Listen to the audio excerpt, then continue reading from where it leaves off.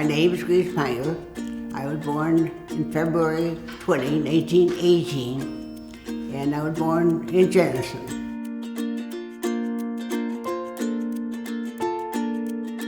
Don't feel any different. Gee, I never dreamed I'd ever come to that. I never thought of myself as getting old. I'm old. I just keep saying, I'm here for a purpose. There's got to be something left in my life. I can't imagine the next 100 years that there'll be as many changes as there has the past 100 years.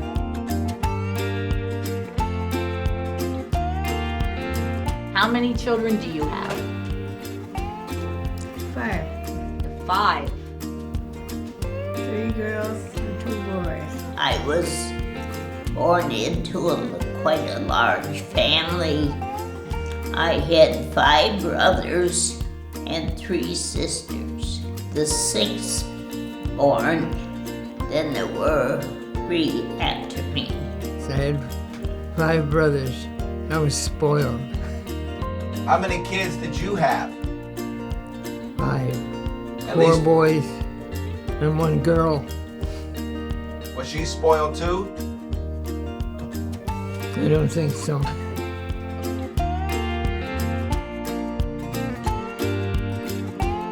Went to school and then we had to walk in the deep snow.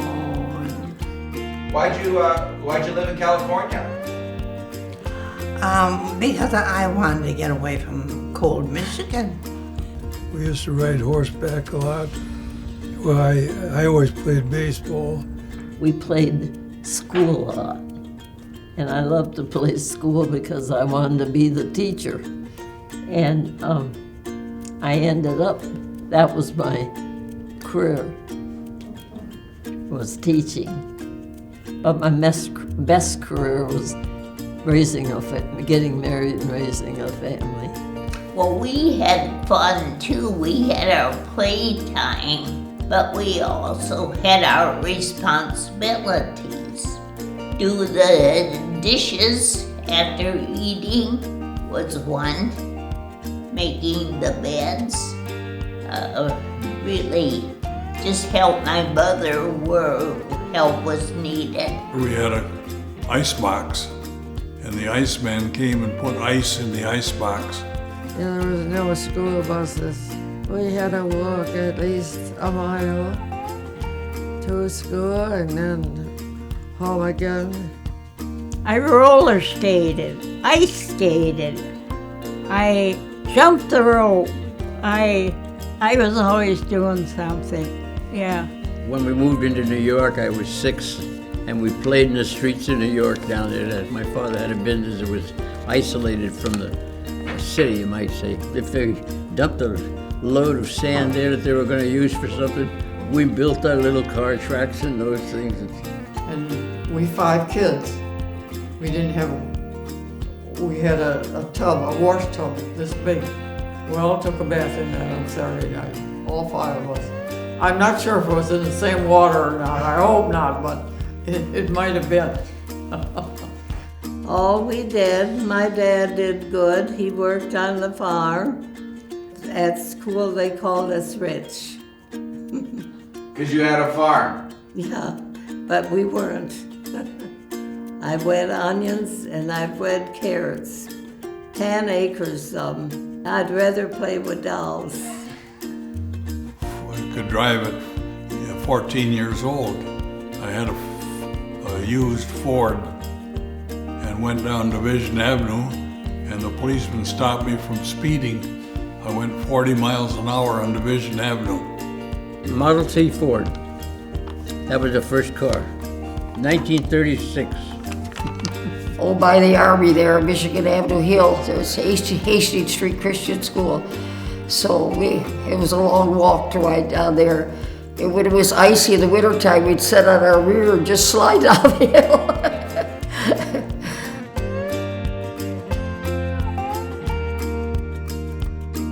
I worked for a drugstore when I was in high school. How much were you making at the time? $3.50 a week. And I asked them for a raise, and I got fired. I worked at the telephone company as an operator. And that's what I kind of remember, $14 for my largest check. Yeah, we built 38 homes. The satisfaction out of producing something that wasn't there before you started, like a house. You know, there's just a piece of vacant land there. And when you create a home for somebody, there's satisfaction in it. We used to be next door neighbors, and he built our part of our house.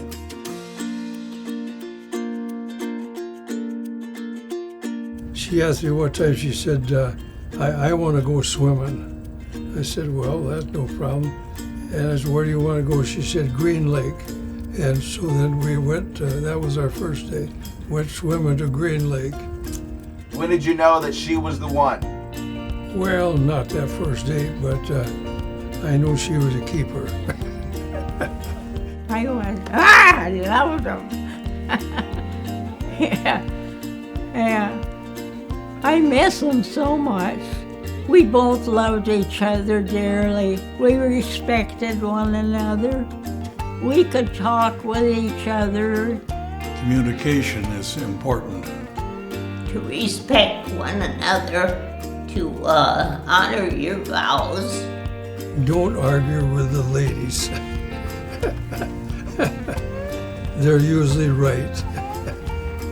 I probably had the best wife in the world, you know. There's none better than her. Talking things over, if there's a problem, bring it out. And I think too, telling each other that you do love each other in spite of everything. I think give and take, one person shouldn't have all the say, you know, and have their way all the time. We were married for 54 years.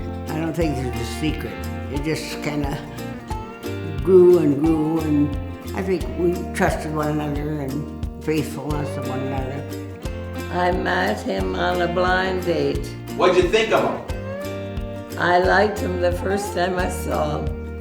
We both were Christians, and we both were know that we were saved. Patience is the one thing I didn't have at the time. And I think I've learned with Dorothy how to act a little bit more patient. You have to ask her. Have the Lord in your marriage, and then you'll be all right.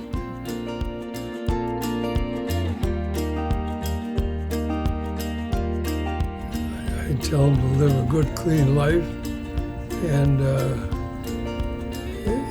be honest with all your dealings and everything. I think I'd tell him to think before you decide to get married, to remember that this is somebody you want to live with all the rest of your life. Be honest and work hard. Always walk with God. You need Him in life. You can't do it without Him. I'll tell you. Be kind. Be kind to people. To be true to your spouse. To stay close to the Lord. I think you lead a good life so that you feel good about yourself. So in that respect, you can give to others.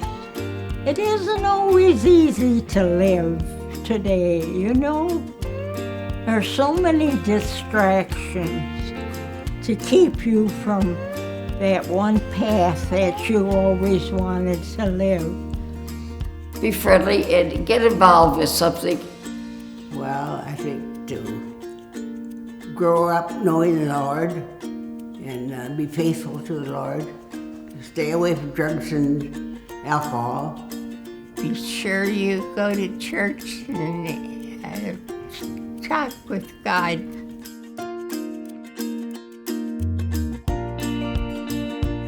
My good health, and that I love the Lord.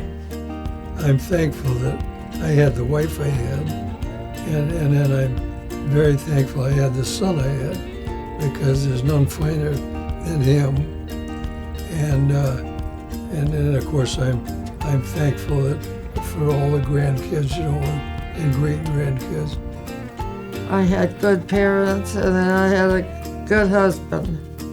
A wonderful family I grew up in, and I'm thankful for the opportunity to have had lots of friends and go to, after high school to go to college. Thankful for a good wife, thankful for good health, and able to travel all around the different places in the world. Thankful for parents that also helped me. The kids are pretty well behaved. For a husband who was faithful and had very high values. Coming to know the Lord down through the years that we studied, that we taught it, that we worked it in other churches and did our work, did our part. Raising a family, a Christian life. Knowing the Lord is the most important thing.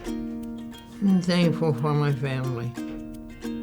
My bringing up, my mother was, she's a wonderful person. For good parents, I guess. I am. You know, they brought me up in the Lord. I'm most thankful for my health. And even though we were poor, we always had plenty to eat. For a big family. And when I look back over my life, I can see the Lord working in so many ways that I didn't realize at that time. Things that maybe I didn't like at the time, but they turned out to be the best for me.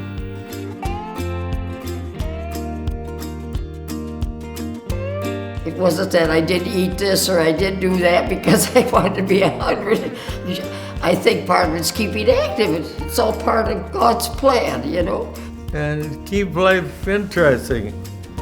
I think that's more or less the secret. You don't get bored, you know. I did a lot of hunting and traveling, fishing. I think is eat well and just live a good, clean, wholesome life.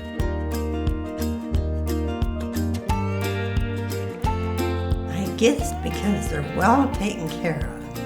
I don't think it can be any better. They got good cornbread. Because they are given good care, good food, entertainment, if I can use that term. I just feel like I'm a part of this community. Good food, exercise, friends, just a good relationship.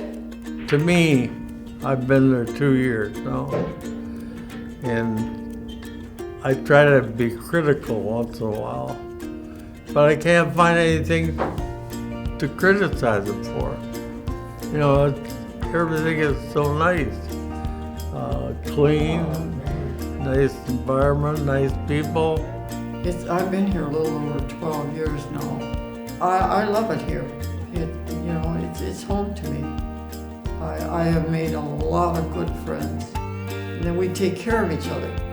We worry about each other. We pray for each other all the time. It's not that I want to live. I just want to meet the Lord, but if I can witness for Him, it's worth it, you know, to live another year.